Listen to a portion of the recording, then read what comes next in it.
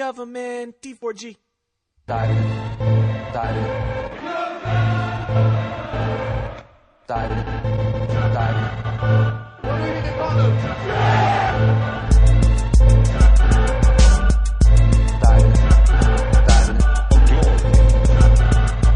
He's not a man. There's nothing more to say. Diving in glory. Yeah, welcome back to Diving for Glory, podcast that looks at football as an obsession. I am your host, Pep Corciola. One time for your mind, one time. Sound clever. Sir Solomon, what up? Good. Yo, this week we have a Spursy. We got vintage Mourinho. We got super subs in Dortmund. And then a drab draw in Italy, man, which has many consequences. Champions League is back this week. Actual play in the games, EPL and La Liga roundup, and as always, the prestigious and egregious D4G Awards section. Don't forget, Diving for Glory posts every Tuesday on iTunes and divingforglory.com. Now you can also find us on YouTube. Man, video D4G coming soon, man. Follow us on Twitter at Diving for Glory and Facebook as well. Follow it, hashtag it, like it, hit us up, man. Whatever's clever.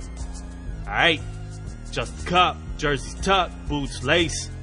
Diving for Glory, studs up in your face. Man, let's go. Let's do it. Yeah, right on time. Man, we're going to start earlier in the week, man. Huge match in North London. Tottenham at Wembley hosting Juventus. This game is a Champions League match that came in 2-2. So Tottenham with the slight upper hand with 2 away goals in their pocket, man. Did it make much of a difference? It did initially, and Tottenham is a team that has a naivety about them that they feel over the past 4 years under Pochettino, like they think stuff is in the bag when it's not. Like when they're slightly better than you and should take care of you, they kind of feel that and they take their foot off the gas and start like being little bitches about it. And they've let it go a lot. Like before here, when the year Leicester won it, they had the game against Chelsea where they completely collapsed after being ahead by 2 goals that would have given them the league. They have a tendency to do this, and this was another one of those games. Sure looked like that, man. Through the first half, though, I mean, it looked like Tottenham in control. Like they breezed through it. They scored. They had a very good first half. They looked very dominant against Juventus. But if you, like now with retrospect being 2020, if you look back at it, Juventus ceded a lot of possession to them, but they had Chiellini shadowing Harry Kane, and in the middle of the field, Dybala wasn't allowed to just, like they always had a guy around him, and that kind of stunted Tottenham's movement. Yeah, the Juventus midfield in the first half was pretty much, I mean, they were ghosts, in my opinion. And Tottenham wasted a lot of their opportunities that they had at that time. A Son chance that happened before he scored. And as the game went on, Juventus, being the veteran team that has done this a lot before, started showing who they were. Like they started coming into the moment, whereas Tottenham started shrinking as the moment got bigger and bigger. What Alex Ferguson called squeaky bum time. Yeah, squeaky bum time. They basically 2 brain farts. Trippier, kind of on both of them. More than just the 2, like the execution of the game plan in terms of Juventus had 3 goals and 3 shots on target. The first save that the goalkeeper made was the only save he made because it was after the 2-0 towards the end of the game. They hit 1 shot and he kind of rolled to him and he picked it up. Other than that, they had 2 shots that were goals and they did not try another.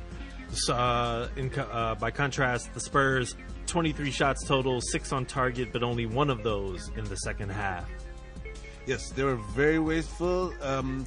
Harry Kane had a chance that went off the crossbar, but the other thing about Juve was that, everybody gets beat by a good offense every once in a while, but when you get beat and the ball hits the post or is close to being a situation, that veteran defense reacts very quickly. They did not give them a rebound at all. So we're kind of hard on Higuain on this show, but man, a goal and an assist, like he played well. Yeah, I'm only hard on Higuain when it's finals time or semi-finals time. Like, he's still good now. But I did not expect it. I'm just joking. He really executed well.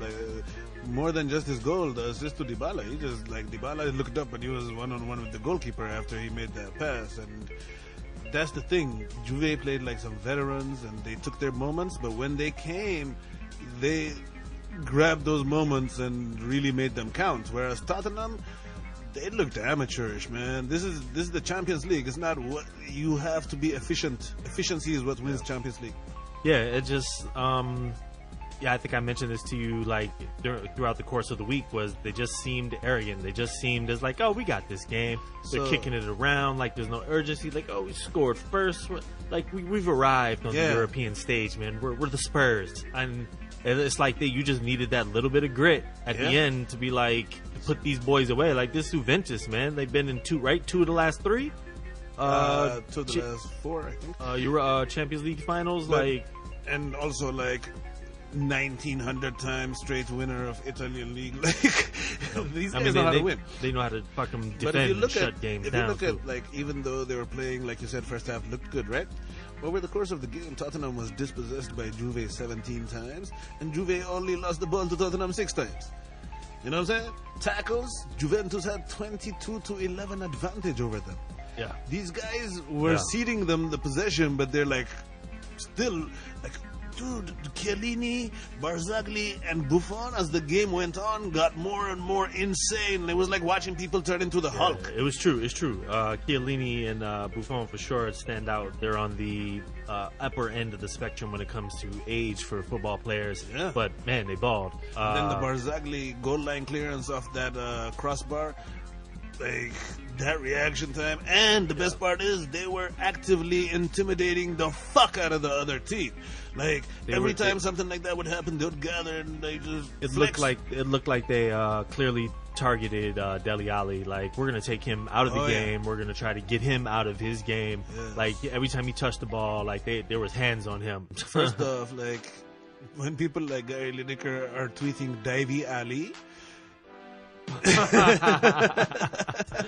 Damn, dude. Hey, man, that sounds like he might get a sponsorship deal from D4G, man. These Italians are cynical to begin with. They're gonna be get it in on him. He has that reputation. Let's make it count today. And it sure looked like it. And he got put off his game, as has happened before.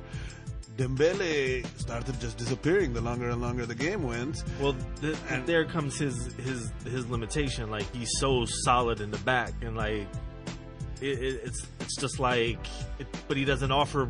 And you remember how we were talking about his one-dimensional-ish. passing? Yes, he's a physical beast. That because he's got that and he's got good footwork. He started off his career as a forward, so you can't get around him. So he can physically move the ball, carry it from this place to that place, and give it to a guy with a 2-yard pass. Now, when these guys, as soon as he gets the ball, a couple of guys close up the road before him, the path before him. He does not know how to make a through pass. He doesn't know how to press triangle on your PlayStation.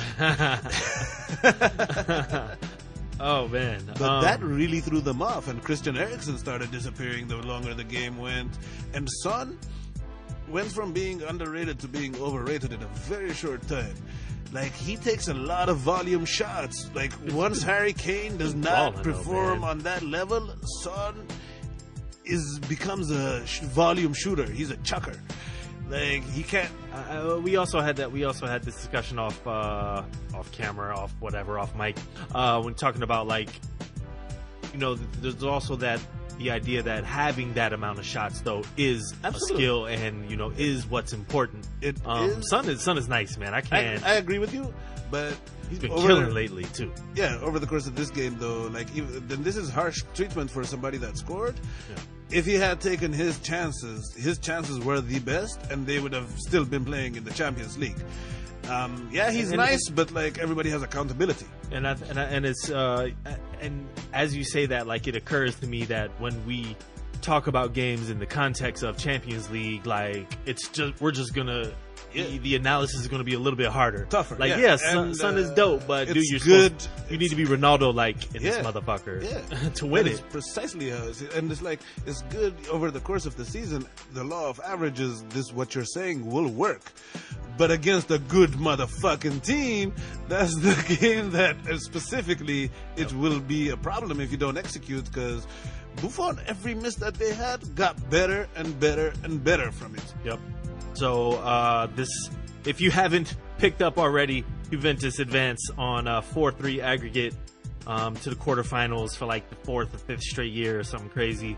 Final thoughts on the Tottenham exit, because this is Mr. Pochettino just not winning, something that almost, I hate to say they were expected, but there were a lot of people that expected Spurs to go through, even us. I think we picked Spurs last week. Yes, we did.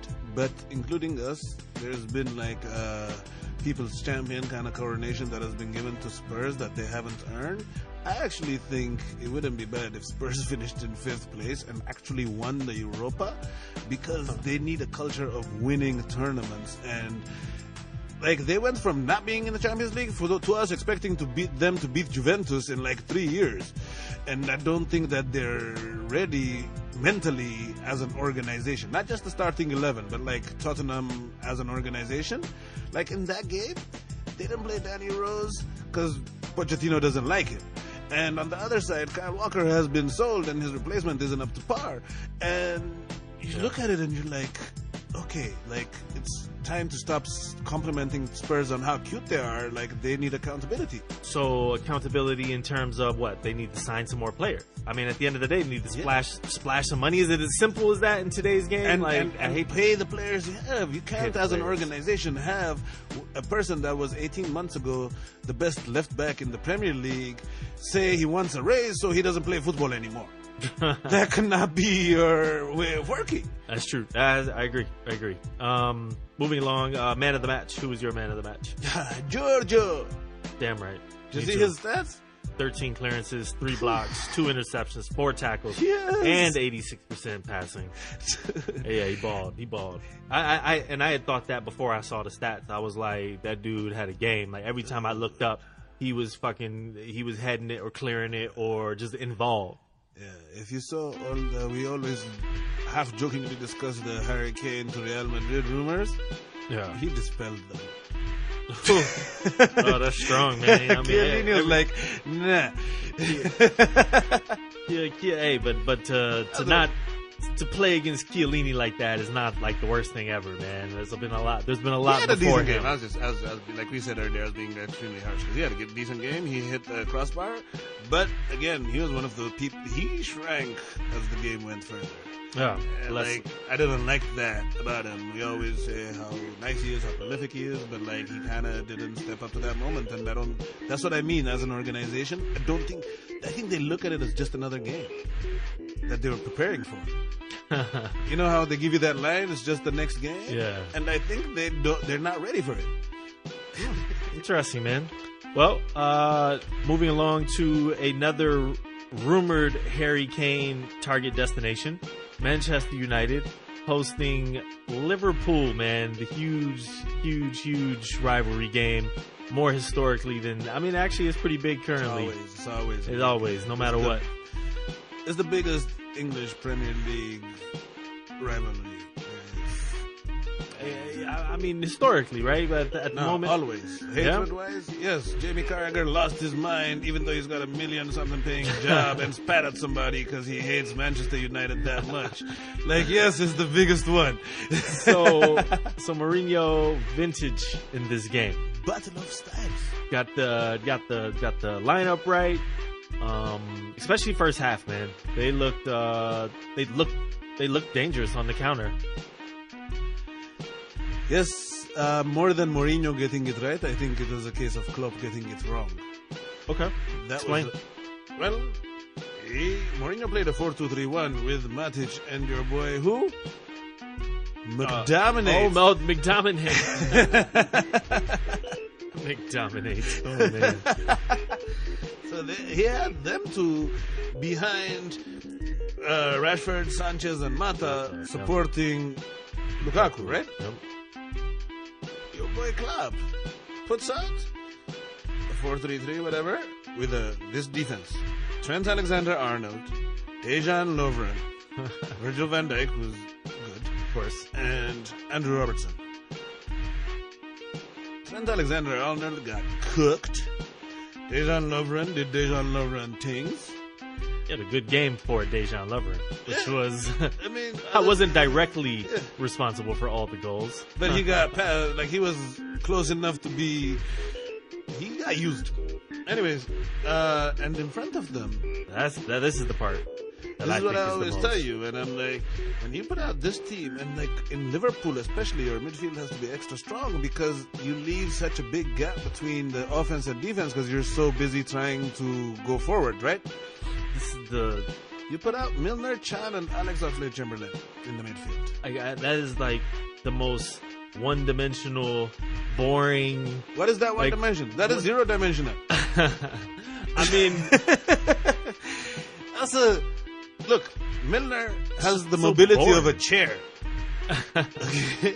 And fucking Emre Can of maybe like a rolling chair, you know. And then you got Ox, who has just disappears for large swaths of time and doesn't know how to make a 10-yard pass. He was awful in his game. You saw the He was turnovers? awful. Yeah. He's giving turnovers with no pressure. He just turns around and passes the ball to the other team. Now, when you have this team, they have a midfield like this.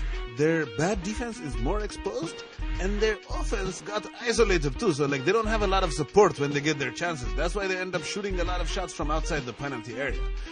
But now, Only 2 shots on goal to that. exactly to that out of point. fucking 14 taken. And this is the only top 6 opponent that Mo Salah has not scored at. I just... You know why? No. This blueprint is exactly the same blueprint that Mourinho beat Arsene Wenger with in his first Chelsea tenure. You don't fucking cute it up with this kind of bullshit against him. He will dominate that midfield and separate your offense and defense, and then it's done That after is that. done. It's done. And that's what the fuck it looked like. they just played. I looked at the lineup and I did, like, it wasn't a surprise. And you know, I look at this and just like awe almost, because like to see Pep just can't get it right against that particular. I mean, he had problems with him at Dortmund, but obviously a little bit less. But like, Liverpool was a threat in the first City game before Mane got sent off. Liverpool City are a good match, like a good matchup. Like Leicester always gives City a difficult game. There are certain teams, whereas the Liverpool and Arsenal, their style of play is like Mourinho loves playing against those guys. Like, Yeah.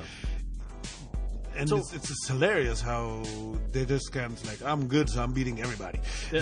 Yeah. Now, statistically, this still reads like you would think it would go, right? Like, I mean, Liverpool dominate possession, way more shots, 13 corners to 1, but it just didn't look like they really had It was a real chance. They got physically manhandled. Yeah. Like if you look at 22-13 aerial domination, if you look at 22-13 tackles, Yeah. if you look at Rashford and Lukaku running at them and them just like looking like bitches during the whole fucking game, Yeah. like Salah with a 6.3 and Ashley Young with a 7.7.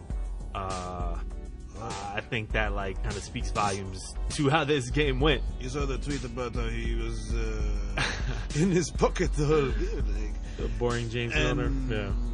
fucking that back four with the support that Matic and McTominay balled, but like again, Liverpool just didn't know what to do. So do you think this is just like? Do you think this is a false like?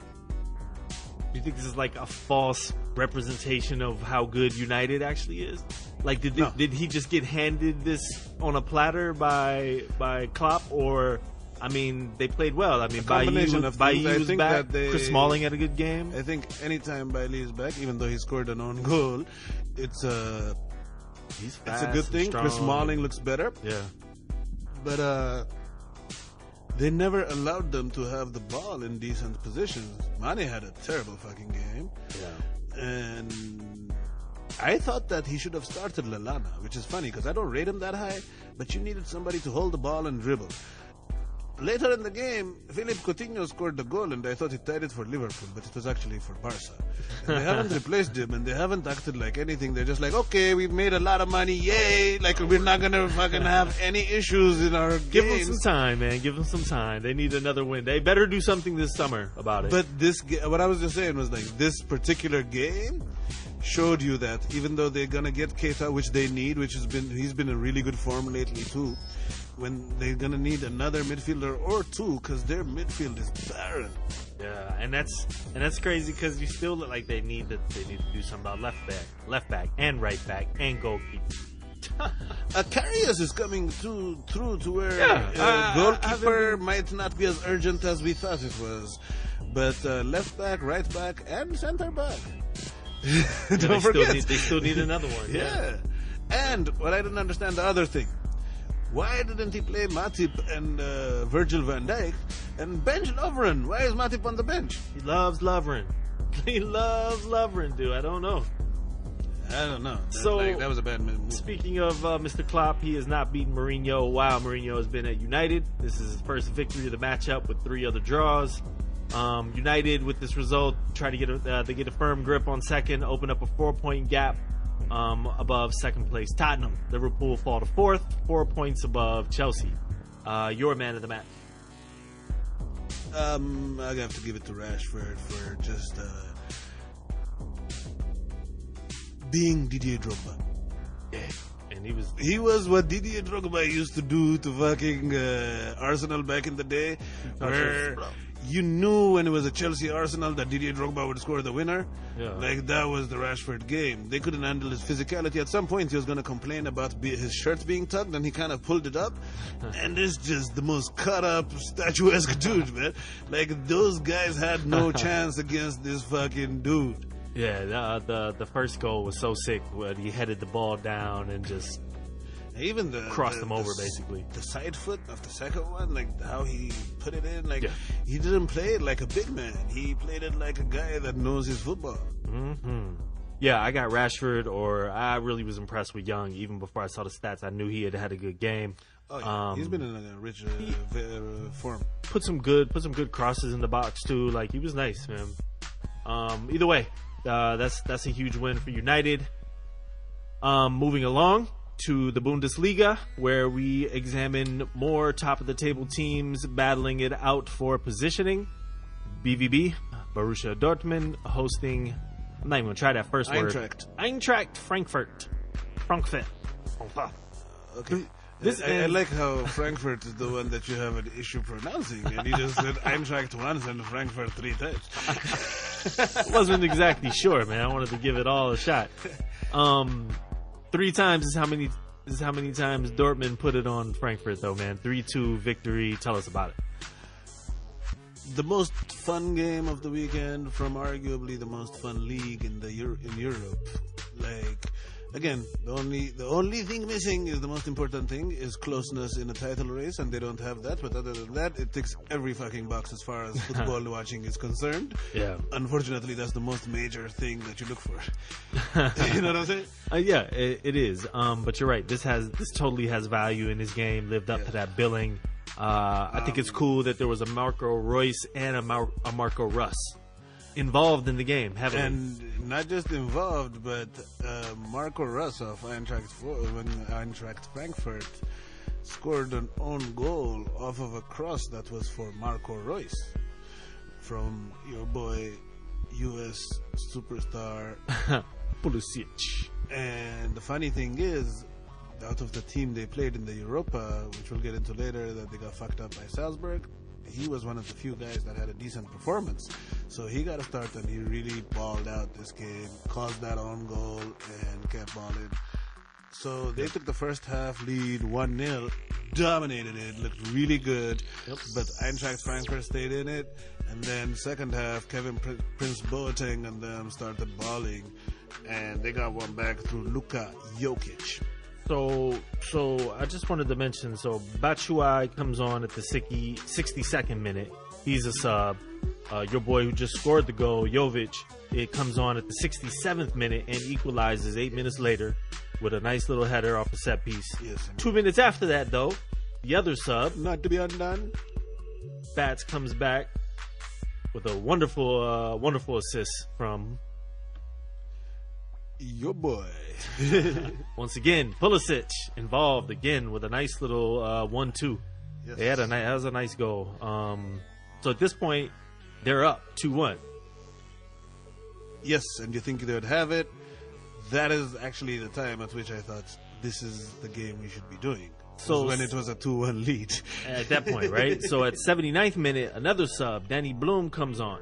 Yes. Bloom, we don't know, but but he was lit in injury time. First minute, he scores a goal, Yeah, wonderful cross by Da Costa. giving Eintracht Frankfurt, The 2-2. which they deserved because it was a game kind of two halves, and they really put in an entertaining game. 2-2 would have been a fair result, except for And just to mention, like, this is the third and fourth place teams tied on points playing this game. 1 or 2 points away from the first place. The second place team. Mm-hmm. Yep. So 3 minutes later, Batman strikes again. 90 plus 4. That was- Mishi. Yeah, No longer known as Mishi the Bishi. Batman. Yeah, he catches out. It was really close to offside, but I think he was on. Catches a little dink pass off his chest, just powers that shit. He slam dunked that shit home. If he didn't have his hairband on, he would have been offside. Yeah, That's how close it was. It was like He was riding that line to the maximum millimeter, but excellent. And if you look at since he came here, how many goals, and not only that, but how many game-winning goals and game-tying goals this kid is scoring. yeah. And he's a big game guy. Like, he's been hitting goals in big moments. I don't know how Lukaku better finish off the season strong, because this kid is making a strong run to be Belgium's starter in the World Cup. That's a good point. Can you imagine with that service? Got Yeah, Hazard and Kevin De Bruyne and them giving you the service. Yeah, he's been balling out. That was like, man, that last goal. There was some nice goals in this game, but that's a fun game, man. All the goals after the own goal are scored by the subs. Yep. I love that, and it's just the back and forth.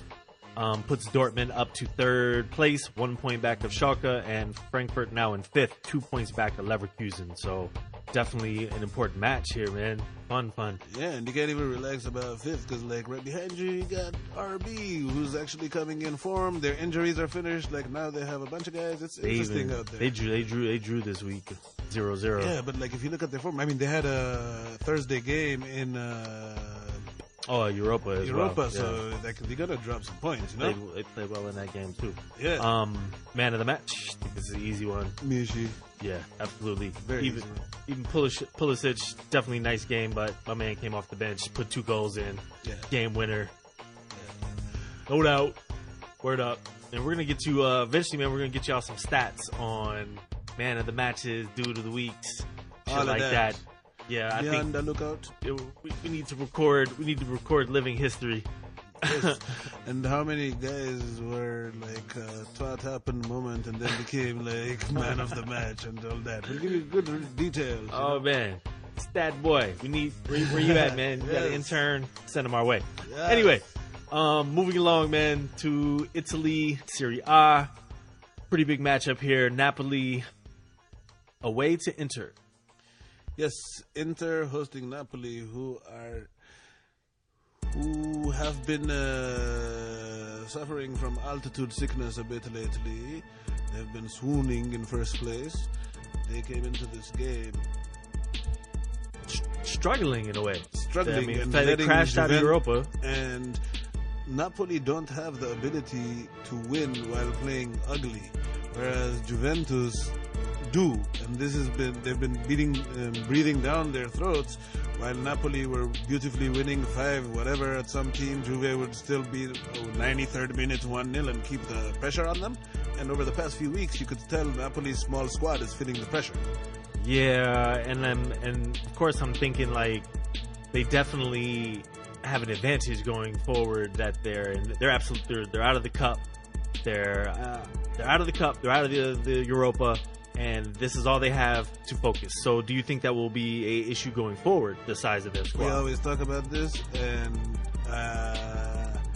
Juventus will still be playing midweek games.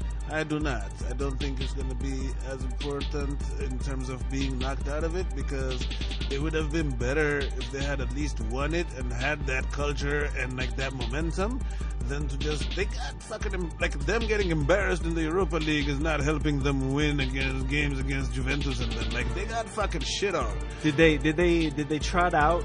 Did we talk about it? Did they rotate squad at all for Europa? I mean, did they trot out a weaker squad, basically? In some positions, but like they're a small squad anyways. But the games they got beat on was not like an exhaustion issue. They just got fucking rocked. Yeah, sometimes that shit just happens. I know they got beat up. And then they came back into it with a rotated squad, but they couldn't get enough goals, so they got knocked out. Anyways, sorry about that. They got carried away there. No, absolutely. But coming into this game, the pressure was on. Juve was ahead of them with a game in hand. And if they needed this game to keep in touch of Juve, and they laid a fucking egg. And the game went like you would think it would. I mean, they dominated possession. Yeah. The one thing that I noticed from the stats is, just like Napoli would normally get off 20 something shots, not 11. Only 2 on target, so Inter obviously did their job here from a defensive Inter didn't standpoint. Even attempt to attack, so it's very difficult to shoot against them when they're all like parked in their own three shots, 1 on target. Yeah. And after this game, which ended, by the way, guys, nobody cares, but it was 0-0. Both fucking managers lost their shit at the fucking press conference after this game. Fucking Sarri kept getting asked about dropping points and in relation to Juventus, and he's like, basically, fuck you.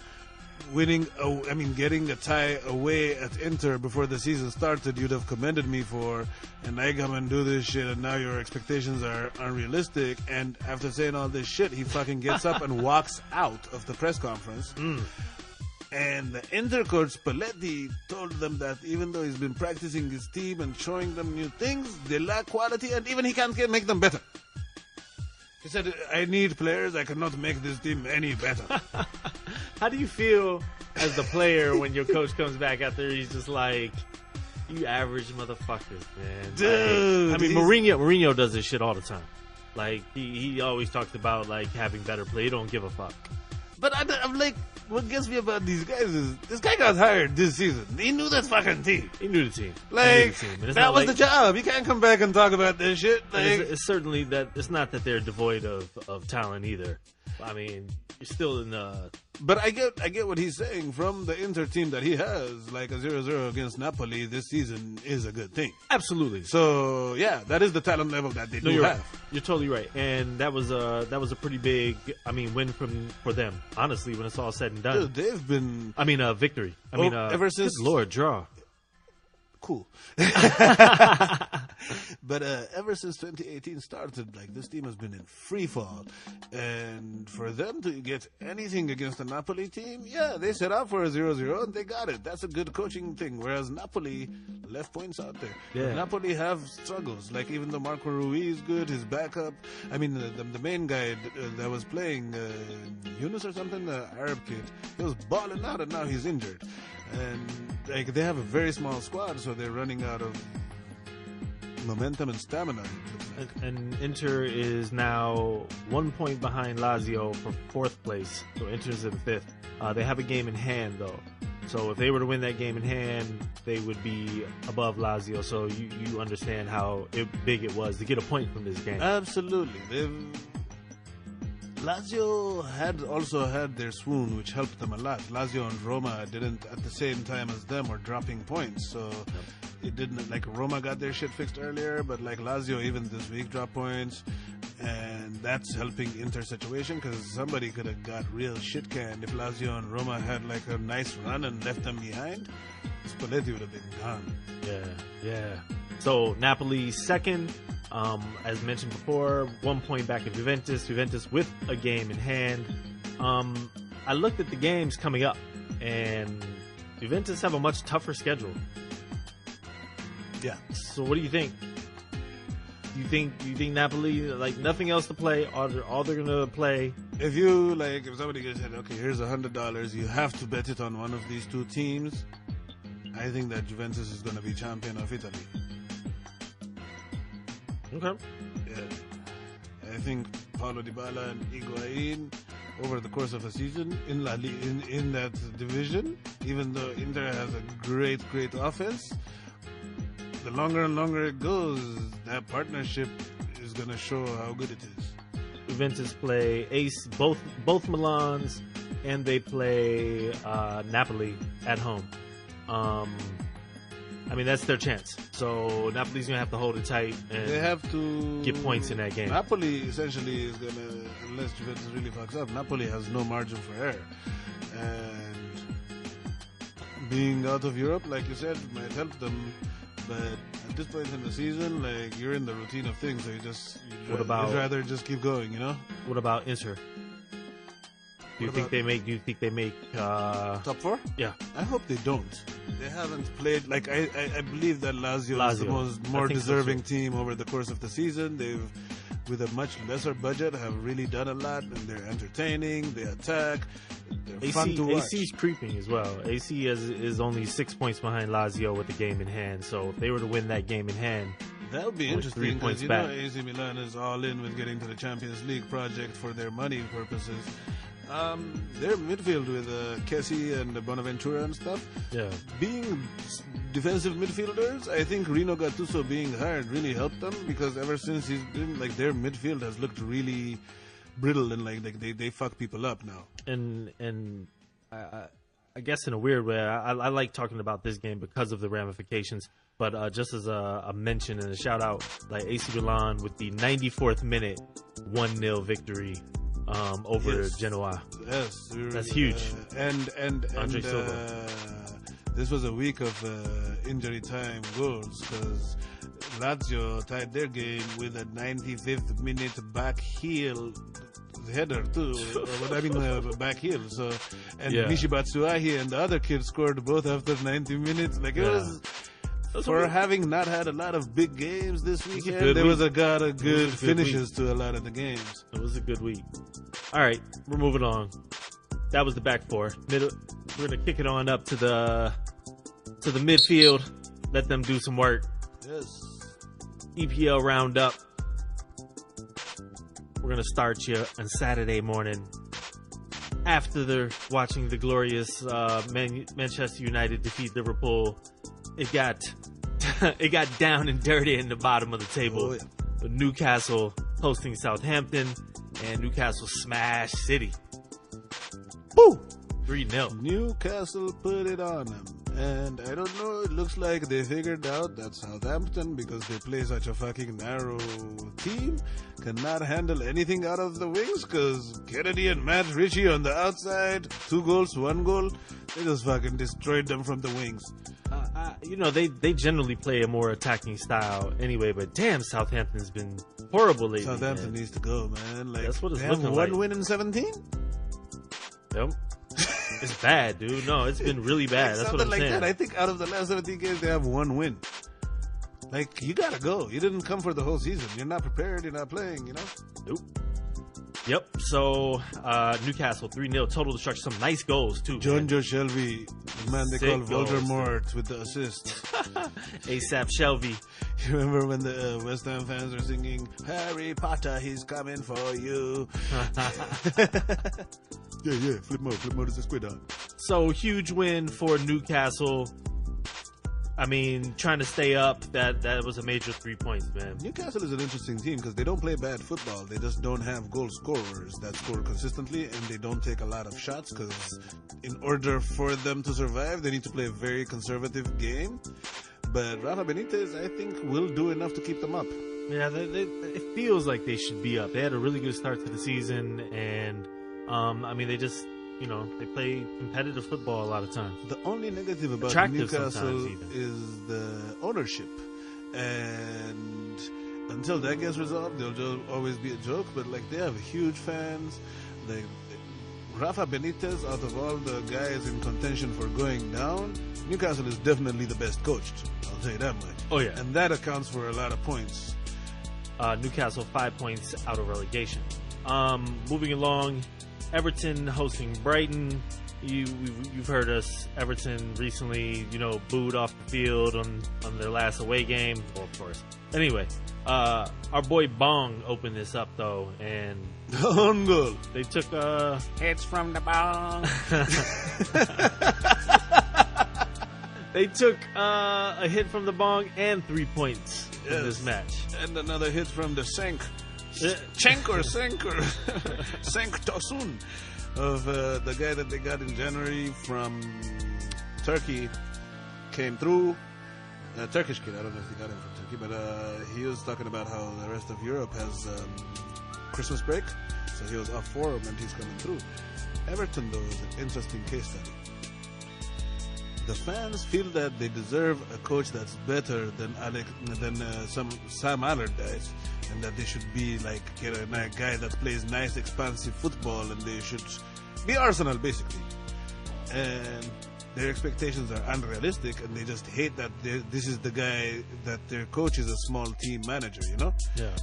And he's doing the job. They're dropping points. They're getting points, but that's what he's working with, right? And yet they can't accept him. So every time anything is about to go wrong, they complain about Sam Allardyce. Yep, that sounds about right. No, sorry, Everton fans, it's your team. Yeah, like don't buy 8 guys that play the same position and wonder why they don't play together, or You're gonna finish in 11th, 12th place or something, and that's about where it should be. And you almost went down, and he brought you up. So like, get the fuck out of here. Moving along from that wonderful game, we have an even more fascinating 0-0 draw than I think earlier in a way. Huddersfield 0-0 to the Swans. Did you see the stats on this game? 30 shots and no goals. 30 shots by Huddersfield. Total domination, Huddersfield. I obviously didn't watch this game, but they must have looked like Manchester City in this game. Let me put it this way. Manchester City practices a lot to attack. A team like Huddersfield, if they're taking 30 shots, if they're not hitting at the beginning of it, they're not even used to shooting that much. They're going to get tired by this. 4 on target. 4 on target of 30. But this is in stark contrast to Swansea, who have no shot.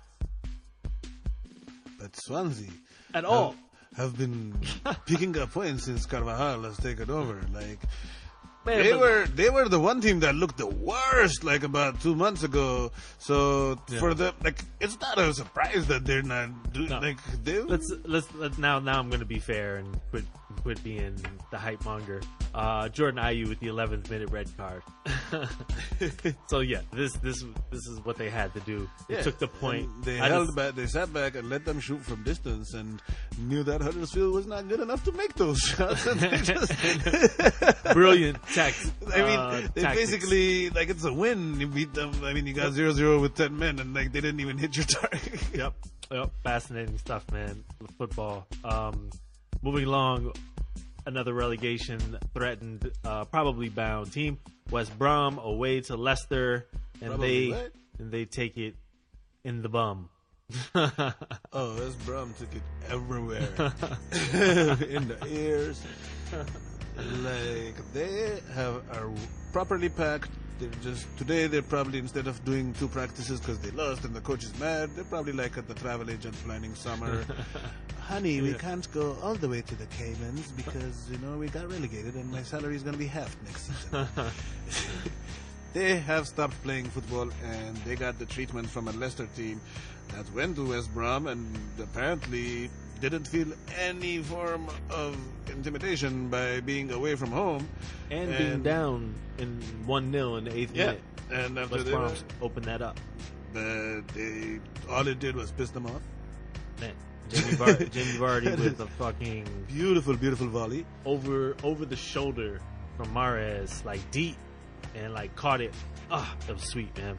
Looked like some I texted, looked like some Willie Mays shit over the shoulder.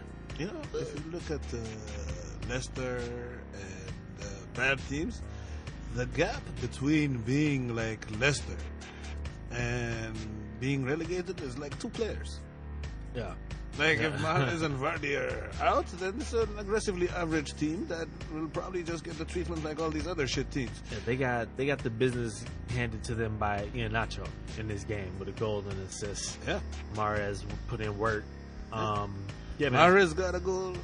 Ibora in injury time got his goal. Like it was a West Brom is dead, but like for a team like Leicester, it's a nice win.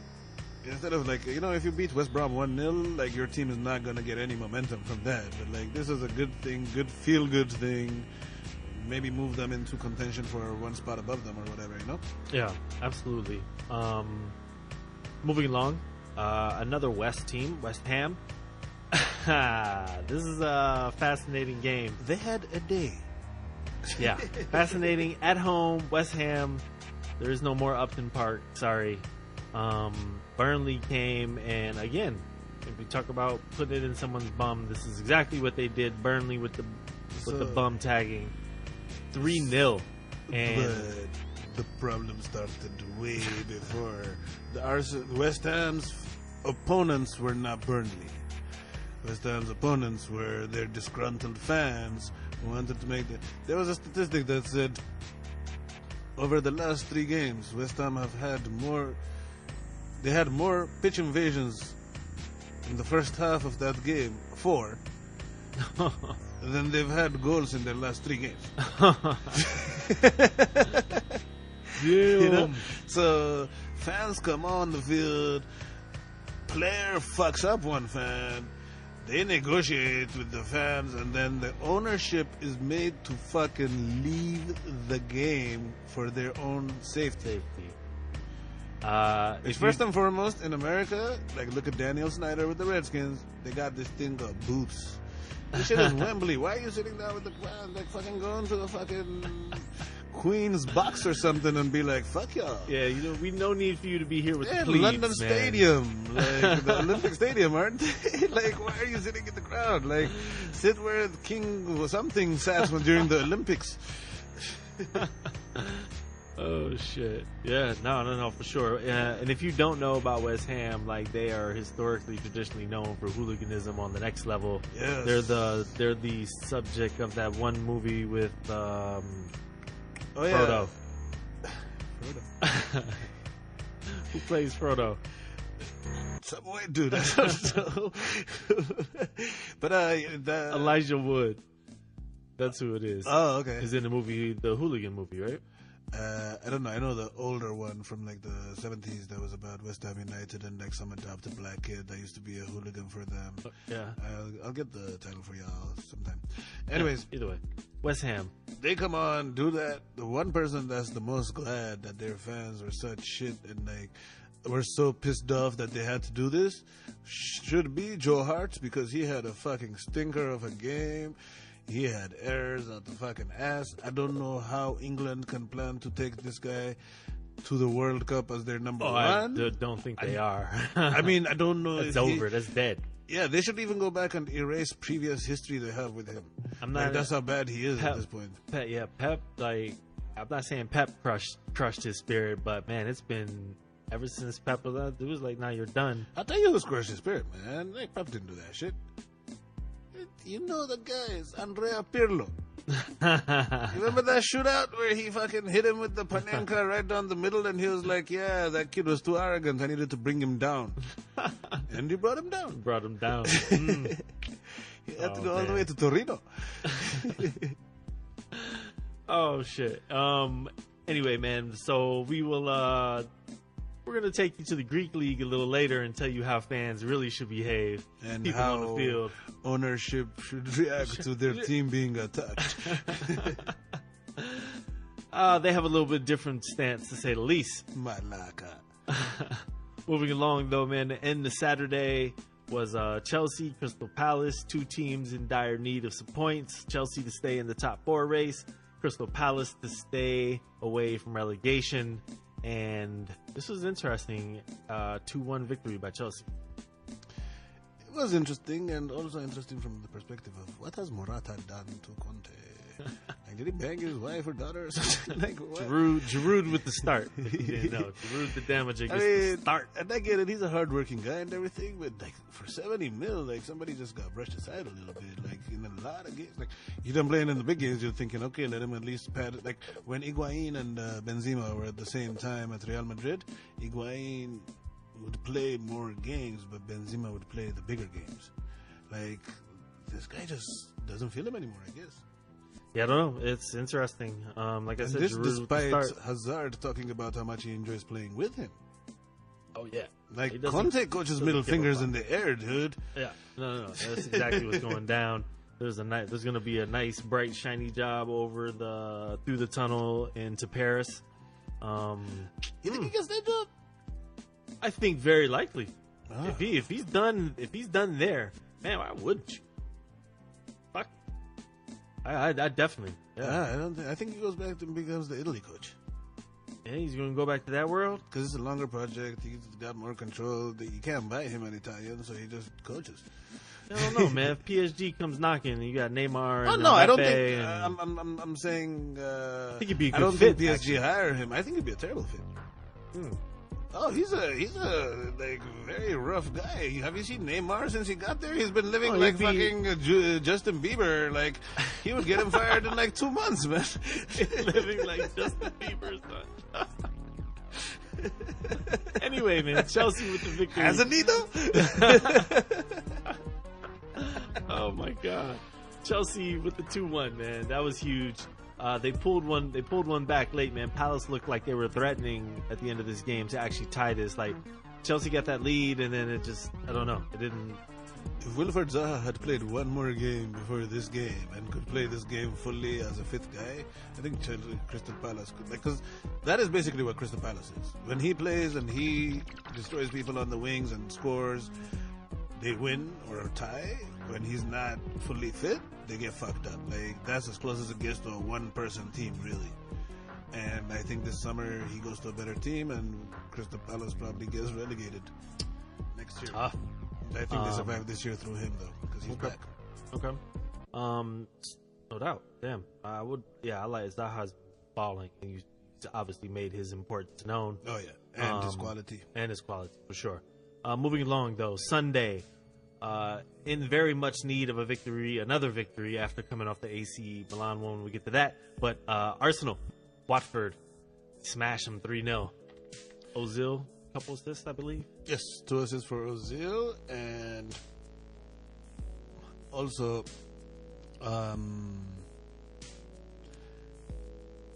Mustafi, Aubameyang, and 1 assist for Ozil. I'm sorry, it was 2 assists in the AC Milan game. He had 1 assist in this one. It was the cross to Mustafi, which was executed nicely. And then Aubameyang and Mkhitaryan each assisted each other on a goal. And they played a good game, but at the same time, it begs the question, what the fuck is Alex Iwobi? Like, he brings, like, he gets in good positions and everything, but, like, at the end of the games, you see him, and he's a very sum zero kind of person. He doesn't do anything. Like, nothing. Who would you rather impact. start in that position? I did not really took the strongest look at their but at their bench this weekend. But Put in Wilshere? oh, definitely, if he's available, I'd put in Wilshere. Like I'd play Wilshere out on the right. Ramsey, I don't think was available for this game, but I don't see why he gets so much playing time, because how many goals, how many assists, how many big things created? Like, not a lot. Like, he's not doing his thing. He seems stunted, like Alex Oxlade-Chamberlain was. He doesn't know. He's not good enough to be one of the stars, and he doesn't know his role, so he just does a lot of neutral shit. Yeah, pretty much, man. I agree. I'm checking his stats out now. 2 goals, 3 assists. I mean, not a lot. I've seen him in a lot of games and a lot of big games. Like 2 goals, 3 assists. Like, okay. I mean, I get it. He's a project, but like a lot of guys that you say give them time, they show you flashes and then they don't do it, right? Yep. And you're like, okay, consistency. Like, he doesn't show you flashes of billions. Yeah, like even not even a Theo Walcott. Like a Theo Walcott will show you some moments. Theo Walcott had historical speed. Like he brought something that nobody else could. Like you saw the potential based on his speed, you know. Yeah. Like this guy has nothing that he does that you're like, this is Alex Iwobi. Like that's the thing. Like it's not passing. It's not speed. It's not dribbling. What is his big thing? Yeah, I don't get the feeling that he's like the top level like player that should be at Arsenal. Like I think a lower level, mid-table or EPL team. Or just be much more of a squad player at Arsenal. Like he shouldn't be getting the amount of time he's getting. I would have even said like this year to be his lone year would have been a good time, to where he could get a lot of football under his belt again, find out who he wants to be. You know. Yep. Well, that was good that they got that win. They obviously needed to keep pace or to stay where they're at. Basically, they're kind of in that island, but above them, Tottenham. They needed it to shut their fans up for a day. They definitely. I mean, two straight wins. Like even watching the games, everybody was just like, okay, at least we watched a good game. Like I was talking to some Arsenal fans, and they're like, all right, whatever, you know. 2 straight wins. Yeah, so they needed it for that, but at the same time, it's like fucking Arsenal. For sure. On the other side of the coin, though, Tottenham smashed. Oh, did you hear the chanting, though? Sorry. No, we always used to give out the Troy Deeney award. Peter Cech saved a Troy Deeney penalty in this game. Yep. And at 3-0, Arsenal fans were chanting, Deeney, what's the score? Deeney, what's the score? Oh, man, they're clever for once. Not really that clever. But No. Annoying to Troy Deeney. Best I can. Well, I'm sure Once there again, were more colorful songs. Oh, for sure. Once again, Tottenham 4-1 over Bournemouth. They rebounded from their midweek defeat to Juventus and just took it out on Bournemouth. Yes, and also the question that I have been wondering was, why doesn't Sergio Aurier play more? I know he's a head case, but he's clearly the most talented right back they have, and they played him, and he had a goal and an assist. And I'm like, okay, so he's not good. Yeah, he's kind of like a wild card, like a red card waiting to happen. But when he plays well, like he's fast, he's strong, he's definitely good with the ball at his feet. His positioning is questionable sometimes, but his athleticism helps him recover a lot. Athleticism, yep. But the thing is, this is a guy that made a fucking internet video where he cursed out his coach Laurent Blanc and called out Zlatan Ibrahimovic. So nobody fucks with. Like, this guy is clearly not. So Aurier and Rose is where you think they should? Yeah, that should be. I think you should be able to make it work. Like, you are paying them a salary. They are on your team. You should be putting them in. I believe in meritocracy for your team. Like, not just the guy you like because he doesn't say anything. Yep. I think notable in this game is Harry Kane limped off with an apparent ankle injury. I do not think there's reports on that yet. And they are kind of even worried that it might even affect World Cup, which might really end up fucking Tottenham, even though they have the quality to keep doing what they're doing, and they can stay in fourth, but like Chelsea is breathing down their neck for that fourth spot. And well, let's be clear. Tottenham is in third place, 1 point up on Liverpool. I looked at it before they beat them. Yep. United in second place, 65 points, so they're 4 points up on Tottenham, 5 points up on Liverpool. City, who played today versus Stoke City away to Stoke, are still in front by 13 points. Chelsea with 56, Arsenal 48. Relegation looks like West Brom, Stoke, and Palace. Still. No, I think they are the three, but like Southampton is right there with them. I think 1 point out right there. I mean, there's a bunch of other teams that are involved in relegation. Yeah. We're looking at Southampton 1 Swansea. point out. West Ham is 3 points out. Huddersfield 4 points. Swansea's 4 points. Yeah. I mean, it's still there's a lot going on. There's a lot of time to fuck up. Absolutely, Golden Boot race did not change at all. Neither Kane nor Salah scored. So that is the EPL. We're going to move on to Spain. The game week is not over. The Golden Boot change might. If Aguero puts up 4, yes. But actually it won't because he's not playing. He's injured. But even if he puts up 1, the statistics He's change. He's injured. Not playing. Jesus will more than likely get the start. Jesus! Yeah, Jesus. Jesus. Moving along, man. La Liga. Friday gets started. Girona with the Friday game at home, hosting Deportivo. They get the 2-0 victory. Girona stays on that run, man, creeping on the top 6. Clarence Edwards is still not doing anything with Depor, who are looking determined to go down. But Girona, interesting fact, this is the highest a debutant in La Liga has been at this point in a season. Ever. Really? Nice. Yes. So Like even if they don't score any more points?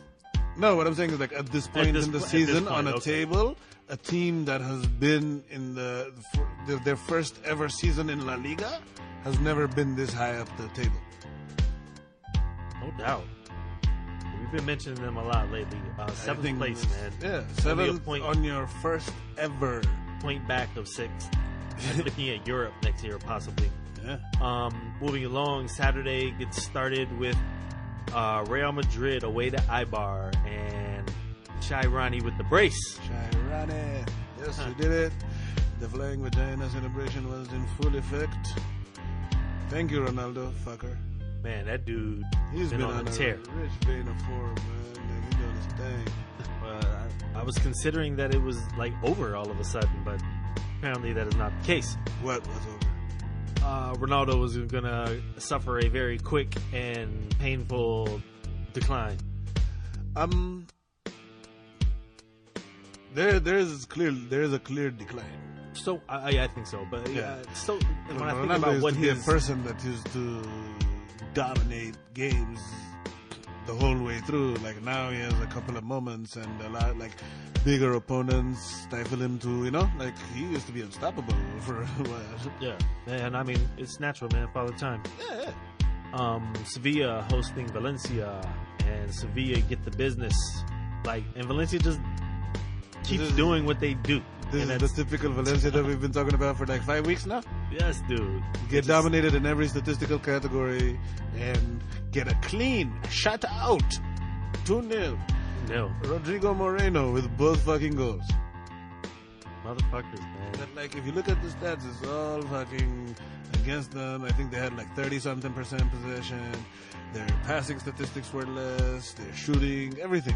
And yet, they didn't Do you know that Jeffrey Kondogbia's release, buyout is 25 million. I mean, not buyouts, but they have a loan with option to buy. Yeah. The option is 25 million euros. They have to sign this guy because him and Dani Parejo in the midfield are what is carrying this Valencia team. No doubt. Valencia, huge victory there. They're basically secure in that 4th place spot. Getafe hosting Levante. This was huge, actually, for Levante. Yeah, they needed these fucking points. Man, to beat a mid-table team, Getafe 1-0. Levante moves 4 points clear of relegation. Away. At Getafe. Away, yeah. Yeah, and they move how many? 4 points clear? 4 points clear. That's huge points. And they had a red card in that game. Yeah. But Getafe should be very embarrassed to themselves for this performance. You know what I'm saying? You can't get a relegation to threatened team with 10 men at home and you lose.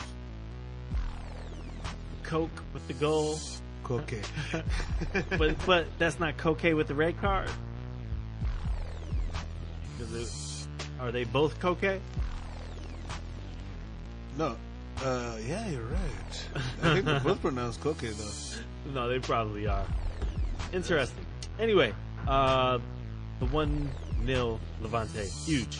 Coke and Coke, Russ and Royce. This week has been an interesting name week. It's been an interesting week. It's been an odd week leading up to St. Patty's and the final Champions League round of When 16. is St. Patty's? Saturday. But last Saturday, Malaga got it by Barcelona, man, hosting Barcelona 2-0. There's a couple awesome goals in this game. Yes.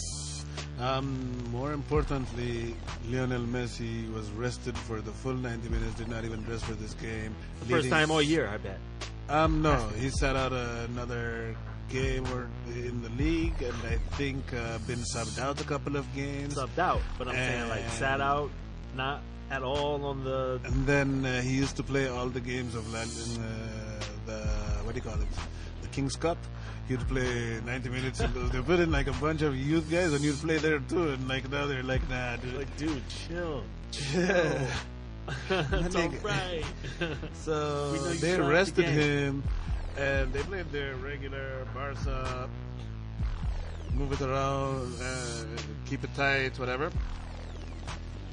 But Jordi Alba with the early cross and Luis Suarez with the wicked header from about the penalty spot set him off on the way in the 15th minute, and then Dembele shook the dude on the wing and crossed it to Phil Coutinho, who you just mentioned with the back heel. Back heel. But the most important thing was that they showed without Messi the game plan of keeping it tight and still creating chances did not get affected that much, and at the same time for the Champions League game coming up, Messi is fully rested. It's been the most pragmatic, effective Barcelona team that I've seen in my lifetime. I know they've changed. You could say boring styles. too. Oh, absolutely. Yeah, it's hard to watch. It is from like if you look at comparative standpoint. I'm gonna get into it later in the season and whatever as I research and understand it more. But if you look at the expected goal stats of this Barca team as compared to like previous seasons, it's ridiculously low, and it relies a lot on Messi's brilliance. So they needed this game to show themselves and the people out there that they could still execute a game plan without Messi there. No doubt. All right, Barcelona remain undefeated in La Liga. So you already know, moving along to Sunday morning, the Kings team of Barcelona Espanyol hosting Real Sociedad. They get a pretty big 2-1 victory for them. It's not big. They're just like in the middle of the table, but it's still like they beat Sociedad 2-1. Good victory. Yeah, then that's the kind of teams you should pick off to. But Espanyol themselves are a bit of a distance from relegation, right? Oh yeah, that's not even. That's like what I'm they're saying. in the island like right they're now. So that just was in the a middle game of the table. between two teams that are just kind of chilling on an island. They're like going forward for the rest of the season. They're going to be interesting depending on who their opponents are, because both teams are kind of safe but not going to Europe. Yep. 13th place for Espanyol, 14th for Sociedad. Only 2 points separate them. The game started with Sociedad ahead by a point. So they were 13th and 14th the other way around. Yep. You know what I'm saying? So, yep. Exactly. Yeah, just a middle-level bleh. Yeah, pretty much. But good victory. Moving along, Atletico keep pace best they can with Barcelona. 3-0 victory over Celta Vigo. I mean, outside of the Barcelona game, like they still just been on a tear. Yeah, Antoine Griezmann is balling out again outside of the Barcelona game, and he had a goal. Vitolo and Correa topped it off, clean 3-0. But Celta Vigo is the kind of team, like we remember how we talked about Jose Mourinho and Liverpool and matchups. Like Simeone will take an offensive team that tries to get cute and doesn't know how to play defense and do this to them every fucking time. Yes, sir. Atletico, huge 3-0 victory. Stay in the race. Las Palmas hosting Villarreal. Villarreal with a 2-0 victory. The Sharks are circling Las Palmas, man. Like Las Palmas. Villarreal has sold, like I told you last week, Cedric to China, and they've been kind of free-falling. Las Palmas, if they wanted to steal points in their relegation survival attempt, it would have been the time to do it. That they got rocked at home 2-0 by Baca and Sanson goal. Not advisable if you're trying to survive. Just trying to survive, right? Yeah, period. Bilbao and Leganes. Bilbao with the 2-0 victory. Yep, Raul Garcia brace, easy like just being at home. Got the shutout. Speaking of Atleti, this season, Atletico Madrid, this season Partey is getting much more of a bigger role, and he's doing pretty fucking good. Yeah. Yeah, Thomas Partey in the middle. He started the Barcelona game. And again this week. Yeah, okay. Yeah, no doubt. that's what I'm saying. He's been getting a much bigger role, and he's impressing. Absolutely. He's got that Vincent Wanyama feeling. He got the he got signed to an extension recently as well. Yeah, so, yeah. He's Definitely obviously a Simeone kind of player. Yeah. Fits him perfect. There is one game today, which is Alaves hosting Real Betis. Again, two teams relatively safe, not really threatening Europe. Yeah, should be a fun game. They're both expansive offenses. Yep. So La Pichichi stands as Messi with 24, Suarez with 21, Ronaldo up there with 18. Creeping, man. Damn. Man, that dude. This happened before where Barca decided, like, once they became champions, like, they start resting players and Messi scores less, whatever, and he doesn't go chasing it. And once Real Madrid stop being in contention, they just start feeding him for stats. They run up a lot of the scores. They do. We always point that out. All right, moving along. Instead of doing a Big Five league this week, we are going to do Europa League roundup. We're into the round of 16 here in Europa League. AC Milan came into this game in very nice form. Arsenal in horrible form, and it didn't pan out that way. Yeah, AC Milan came in having not lost in 6, and Arsenal had been winless in 4. So everybody kind of expected a more challenge, a bigger challenge from AC Milan. But first half goals from Aaron Ramsey and Henrik Mkhitaryan, then midfield Armenian. Yeah. Two, as you mentioned earlier, 2 assists by Ozil, ball out. They get 2 away goals. AC Milan looked messy, like not Lionel, but just bad. Yeah. You know? And Arsenal didn't even really come out of gear to beat them. I was surprised by that. Yep. So as we mentioned before, Atletico hosting Lokomotiv. They just tore them apart 3-0. Comprehensive Atletico victory. They look primed to make a serious run at this title this year.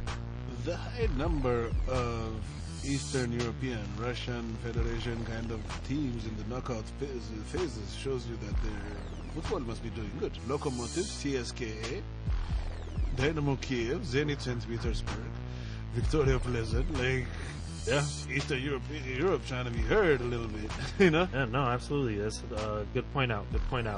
A lot of them got fucked up, but still. Yeah. But not in the next game. Dortmund hosting Salzburg, the Austrian. Yeah. The Austrian team put it on them, man, 2-1. Valon Berisha put it on him for 2 goals, and Schürrle picked back 1 goal, but overall Dortmund put in a shit performance. That is why Michy Batshuayi was on the bench over the weekend. Götze was on the bench over the weekend. Pulisic with the assist in his game. And a good performance. He was one of the few good performances in this game, and Schürrle with the goal, so they get start again. It was a humbling experience. Now they need to score at least 2 away at Salzburg in the next leg to advance. Yeah, which is totally possible. Salzburg is the runaway Austria. I mean, right now they're in first place with like 9 points in the Austrian league. So solid squad there. As you mentioned, the CSKA as well. They hosted Lyon and they got beat 1-0. This interesting side note about this is Nabil Fekir did not play in this game. So to get fucked up. Through injury or rotation? I think suspension. Suspension, yeah. I think it was a accumulation of yellow cards. Okay. I'm not sure. But to lose 1-0 at home to basically an away goal, and you're going to their place, so then a goal scored by a defender, Marcelo, CSK should not, like, the coach should be extremely upset. They should have at the very least have a 0-0 against the Lyon team, who's been struggling too. Like, there's been rumors of the coach even might get fired because they fell from like second all the way down and they're free falling in the league. Yeah. Oh, well, got the victory here, so see how that pans out. As you mentioned, Dynamo Kiev as well. They had a pretty interesting draw, 2-2 draw with Lazio. So 2 away goals there for Lazio. No, for Kiev. Yeah, you're right. Sorry, Dynamo is the Two away goals for them. Yes. That's pretty big. Yes, and also actually I think the lead before Chiro got his goal. Funny thing about this game is that Felipe Anderson scored and assisted in this game, where about 3 weeks ago I was telling you the coach and Felipe Anderson almost got in a fucking fight in the locker room because he blamed him for a loss, or like after putting him in as a sub and he only played like 30 minutes. So that and Ciro Immobile between this game and the game in the league has saved their bacon twice in the space of like 4 days. Chiro, yeah, we've talked a lot about him, and I think with good reason. Did they have 5 deep midfield and they just feed him? Will he be there next year? I think so. I think so too. He's been around. He's actually played for Dortmund and stuff.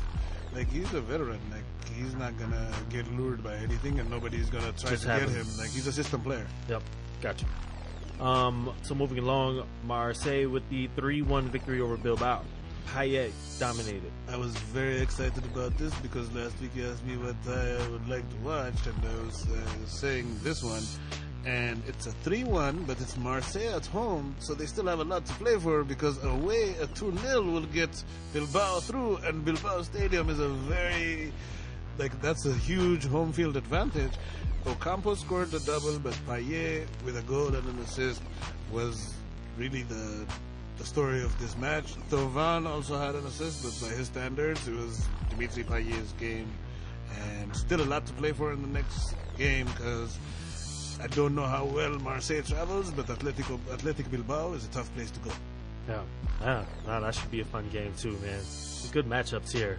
RB Leipzig hosting Zenit. That is AVB coaching Zenit, right? Yes. Yep. And they took the 2-1 loss there. RB with the victory, but Zenit with the away goal. They get that key away goal, and Jeffrey Bouma and Timo Werner with the goals, but Naby Keita with an assist, and also Timo Werner with an assist. But Naby Keita is playing really, really, really good football currently in the season, and Liverpool fans, cocks out, lads. Yeah, definitely. So finally, Sporting CP hosting Plizen 2-0. Victoria Plizen. Freddie Montero. Yeah, I'm glad you beat me to that. Freddie Montero, son, with a double. A double Freddie Montero. No doubt. So going into this second round, quick picks, man. Just tell me who you got. AC Arsenal. Arsenal. Arsenal goes through. Atletico Locomotive. Athletic. Yeah. BVB Salzburg. BVB. BVB come back. Okay. CSKA Lyon. CSKA Lyon. Lyon. Lazio Dynamo.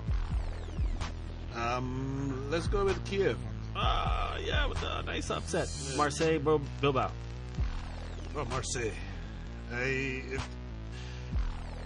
If Bilbao wins it, it's gonna be a classic tie, because it means that there's gonna be 2 big offensive games. But I think Marseille will do enough to hold them off. All right. RB Zenit. I'm hoping RB. Yeah. I like how they play. They subscribe to your shoot as much as you can theory, and it works. Yep. Sporting CP. Yeah. Sporting Lisbon. Yep. All right. Sporting left me out. Moving along, we will from the little brother to the big brother. Champions League review and preview. There were games this week. There were games coming up this week. Huge games all around. We'll start. We already covered one of them, Juventus Tottenham. We'll start in the other huge one, which lost a little luster because it was missing one €250 million Brazilian. You think it lost a little luster or gained a little luster because he wasn't there? Because they became another whole storyline to go along with it. It's never a good thing when a player who's probably the top four players in the world, 3 players in the world, isn't on the field. He wasn't playing like one of the top 3 players in the world in the first leg. It doesn't matter. I know. What he did last year alone, in this, was it in this round, the round of 16, that they did that to PSG? Yeah. Yeah. So either way, never a good thing. So this unfolds, I don't know, pretty much how you almost think it would. Madrid 2-1. Ronaldo scored in this game.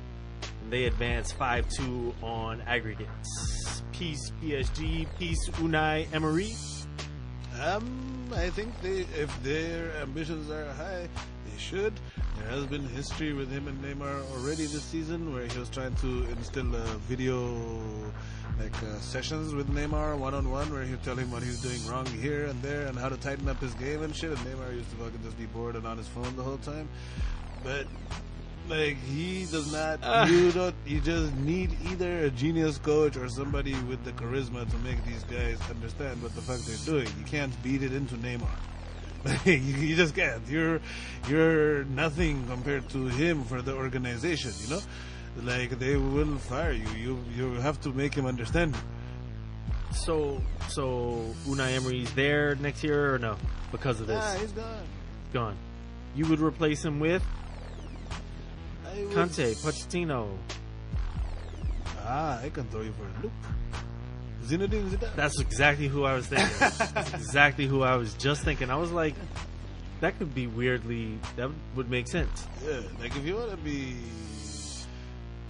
Pochettino has history with them, so he might be. He was a captain of PSG at some point. He's played there. So he might be interested. I don't think Conte goes there. Like I was talking to you off air, I think Conte goes back to be the coach of Italy, and I think he's too close to how Unai is in terms of prickly with personality. And I don't think if they're trying to keep Neymar, you bring Conte in. It's a good point. You see now he treats Hazard. He tells him who he likes to play with, and he never plays the guy for him. It's not going to work, huh? Nah.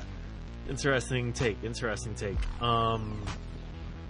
So man, that's a huge victory. Madrid move on. PSG eliminated. Spent all this money, all that money, man. That's relatively disappointing for them to lose in the round of 16. And if you look at some things, PSG midfield was Thiago Motta, Rabiot, and Verratti. Dude, one guy got subbed off because he can't handle the speed. One guy had an error that led to a goal, and the third guy got sent off. The coach has to be fired. Yeah. Your whole midfield was a fuck up, dude, in the biggest game in the history of this club. I brought up at the beginning of the year fucking Thiago Motta, and I was like, if it's on the fact that he's playing in this game, home game, and Real Madrid take 22 shots to your 8, even without Neymar, and forget the offensive, and forget the offensive part. Okay, you say it's they're who they are, right? They put in 35 tackles to your 9, dude. They were working. What the fuck is it? They dispossessed your guys, 22 guys to 2 times to 7. PSG had no belief. Yep. That's coaching, dude. He's got to get lost. Done. Well, moving along very quickly, we'll cover Liverpool-Porto because nothing happened in it. Nothing moved. 5-0 Liverpool advance on aggregate. The only interesting thing about this game is that Porto fans, what is it with foreigners coming to England and chanting and marching down the streets every fucking time, even though their teams get fucked up? Okay.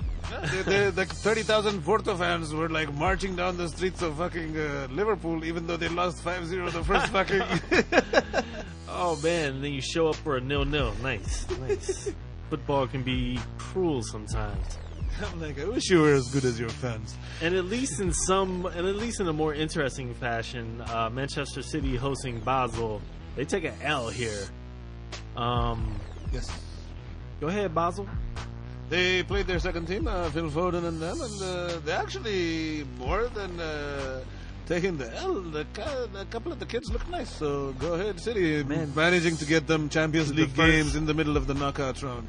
The second round, it's amazing to be able to rotate your players like that at this point in the season. And City had 90% possession in the half that they ended up losing the game. They had one shot. But ridiculous. But think of this, Phil Foden, Zinchenko, to manage in stride to get them experience in a Champions League knockout stage. No, absolutely. That is John Stones. Get him some playing time because he needs some. Yeah, he doesn't play anymore. You can't get experience without doing something. It's true. It's true. All right, so we already covered the last game, Juventus Tottenham. Juventus move on. So Juventus, Manchester City, Liverpool, Madrid all advance. Moving along, we have huge matchups this week. We'll start Besiktas Bayern. Done. Besiktas are gonna rock them 18-3, and man, it's done. It's over, man. 5-0 Bayern up on aggregate. Hope they don't take too many of their fans down there, though. Turkish and Germans like to fight each other. Who's traveling for this game? I hope nobody. So, United hosting Sevilla is one of the more interesting ties. This is, I'm super excited. 0-0 on aggregate. Yes. And this is United at home. So, United just totally dominated in the first leg. Got dominated. Got dominated. Yeah. That's what I meant. They were united. They were dominated by 25 shots to 6. And Sevilla had more shots on target. David Gea had more saves than Manchester United had shots. They're lucky to come away with that 0-0. Yeah. But no away goal either. So going to be interesting because every goal that they score is worth double pretty much. They shoot a lot. And they shoot a lot, yeah. So it should be interesting. Pogba injured or did not play the last EPL game. He was injured. He didn't play because he pulled So up it the should be foot, interesting. But this was the first game in which McTominay's insertion really looked like some dumb shit because that game they got dominated, and I don't know. Banega didn't even have a good game and they still dominated them. So I don't know what's gonna happen. I think Sevilla might fuck them up tomorrow. Interesting.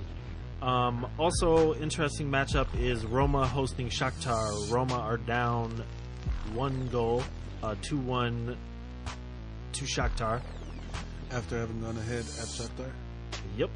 So they gave up. They have 1 away goal though, so that works. That helps. And a lot of guys that can break a game have a game-breaking moment. With this young kid, our boy, friend of the pod, saying his the Undertaker. Since he's come through, there's him, there's El Shaarawy, who is a bit of a one-season wonder, but like Dzeko is on form, Parotti's really good, he can break a game, Nangolan, they have a lot of guys from where to do it. The question is, can they keep a shutout? Because Fred and all them on Shakhtar can ball out. They have like 1,800 Brazilians. I think Shakhtar is like the new province of Brazil. All right, moving along. The tastiest matchup, I think, still Barcelona-Chelsea. It feels like an eternity ago that Chelsea was lauded for pulling this 1-1 draw. So now they go away to the Camp Nou. How do you feel about that? Since that time, Chelsea has actually been pretty decent and then been pretty ugly and then been confusing, Whereas Barca has maintained their consistency. They win low-scoring games, but they win nonetheless.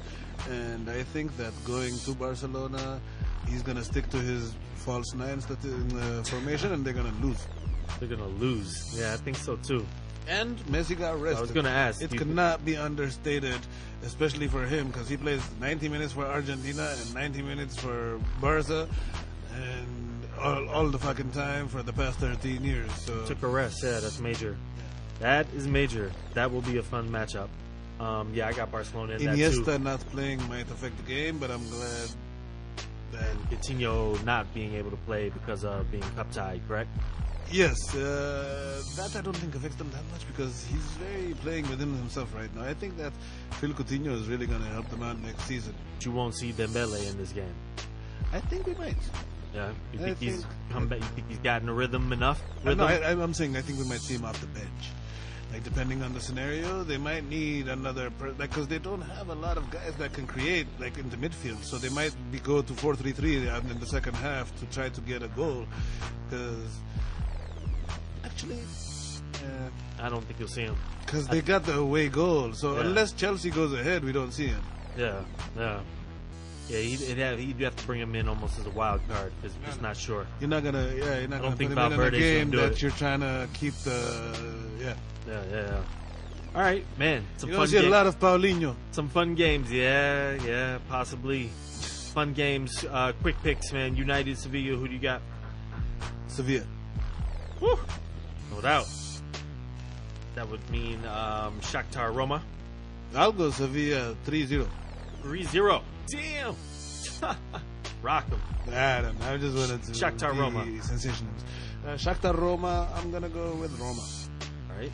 Bayern, Mostly because I know them more. Bayern. Chelsea, Barcelona, Chelsea. Barcelona. And there it is. Champions League I review think and Barcelona 3-1. 3-1. Ooh. A lot of goals. No doubt. Barcelona, let's move along. We're going to kick it on up to the forwards. Award section. The prestigious and egregious D4G award for Dude of the Week goes to Dude of the week, Paulo, the man you call Dybala. Dybala, also known as Dybala, the diabolical Argentine wonder. Dybala. He Dybala. helped to terrorize Tottenham and then came back in the weekend and had a 2-goal performance for Juventus in a 2-0 win. And that is also on the heels of last week's performance in the league where he scored the 94th minute, 93rd minute goal Last for week the of winner. the game, yes. Yep, no doubt. And team on shoulder. No doubt. Goal of the week goes to Goal of the week. This was a week that had a lot of contenders. Jamie Vardy was a contender. Phil Coutinho had a beautiful goal. There were plenty, but we have to give it to the man, the guy that's carrying the team that has a tiny budget on his shoulder and trying to take up to the Champions League. Chirao. Immobile. He had a 95th minute back heel looping shot that went over the goalkeeper to tie the game for them, like away from home. At the end, yeah. I mean, basically last kick of the game, like amazing. Please Google that. Please try to find that Ciro Immobile. Woo! That was sick. He destroyed them boys. Big up Ciro Immobile. 2 games in a row, he got them the tie. Unfortunately, they're too shit to get him wins. Who do you think is leading the race for Player of the Year in Italy? You think it's him? Yeah, it would be him, probably Dybala from Juventus, Dzeko. Yeah, there's somebody else that I'm forgetting. Mauro Icardi started hot, but then yeah. he's like fallen off. It's been Perisic. 2 months. Perisic too. Inter is just they're just falling off. Yeah, good point. All right, moving along. We have the most amazing Twat Happened moment. Earlier we told you about West Ham fans berating their owner, forcing their owner out of the stands. But that is not how it goes down in the Greek league, is it, Sir Solomon? No, in the Greek league. Greek football match stopped after team owner invades pitch with a gun. This is a Guardian headline. What happened was during the game in which the team PAOK Salonika is playing against AEK Athens as they're tied 0-0 in the 90th minute. PAOK, who is in 3rd place, Fernando Varela scored a headed goal that was ruled offside by the referee. At which point the referee first signaled a goal and then he seemed to disallow it for offside. At which point, PAOK's owner, the businessman Ivan Savidis, and I am reading from the Guardian here, came onto the field twice and was unaccompanied by bodyguards. On the second occasion, without the overcoat he was wearing before Savidis appeared to be carrying a pistol, which was in its holder. AEK Athens officials claimed Savidis threatened the referee during his first foray onto the pitch before being pulled away.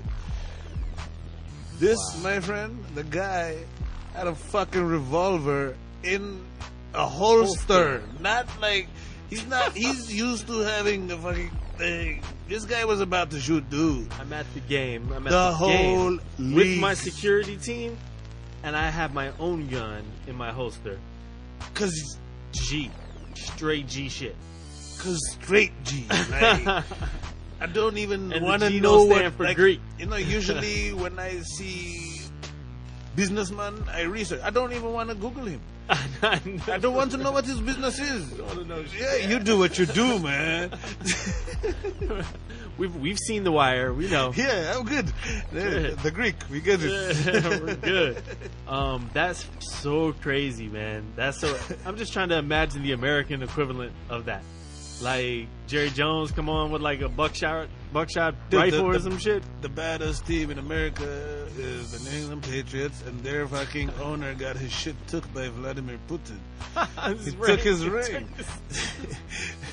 He ain't taking. I don't know if this guy has rings, but nobody taking them. Like, he's not gonna get his shit snatched. I'll tell you that much.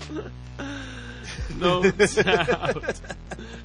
Oh man, twat happened though, man. You're done. So, but as a consequence, the whole fucking Greek league is now suspended indefinitely. It takes a big story to fucking take what happened away from Jamie Carragher this week. He spat at a 12-year-old who was in her father's car.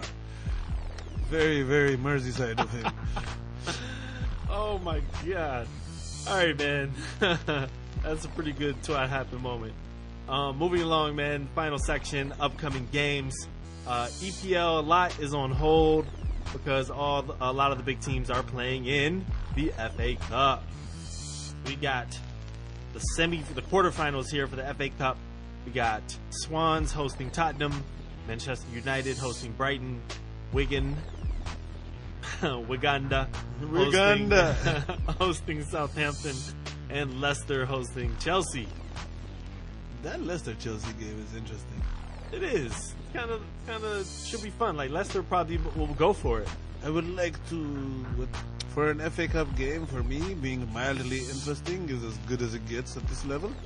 And that is mildly interesting. You have to consider, man, Leicester's going to go for it. They're safe. They're not really threatening Europe.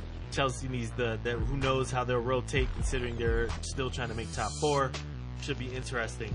Swans depends on whether they win or lose in the midweek. We'll see, shall see. We shall see.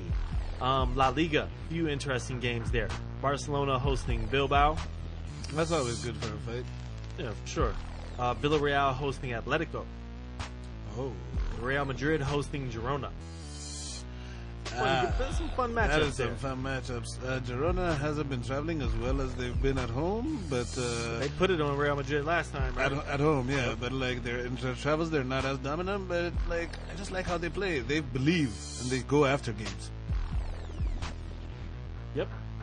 But Madrid is starting off 15 points out of first. Yes, 15. So who really gives a fuck? Yeah, Girona is still a pretty good matchup. Considering, moving along, Bundesliga. We got RB Leipzig hosting Bayern. What do you think? I think it's going to be a good game because Bayern don't need the points, but they want to stay undefeated, whereas RB really, really need the points and they shoot a lot and stuff. So if RB gets the first goal, then it's going to be a fun game. If Bayern gets a goal, then I think that RB just goes into damage control because a goal differences is going to be big at the end of the season, and you don't want to get rocked by Bayern Munich like 5-0 or something. No doubt. There's a lot of games going on in Serie A, but nothing that I pulled out in particular. Juventus play twice this week. They play their game in hand. They play Wednesday and Saturday. Atalanta bring that up. Yep. Yeah. Yep, Atalanta. Cup life as well. Europa also, like I mentioned, the 16 second leg games will be happening this week as well. Yes, you get no respect in the Europa Cup. You play red one after the other. Why you want to rest? Be better. Pretty much. Difficult competition to win. Man, that match is in the books. Diving for Glory, man. Episode 30. That's what it is. As always, thanks for tuning in. We appreciate anyone who takes the time to check us out. Don't forget, Diving for Glory posts every Tuesday on iTunes and divingforglory.com. And now you can also find us on YouTube. Video D4G coming soon. Follow us on Twitter at Diving for Glory and Facebook as well. Follow it, hashtag it, like it, get at us. Until next week, for Yola, Solomon. 30 bitches. Match. Diving. Diving.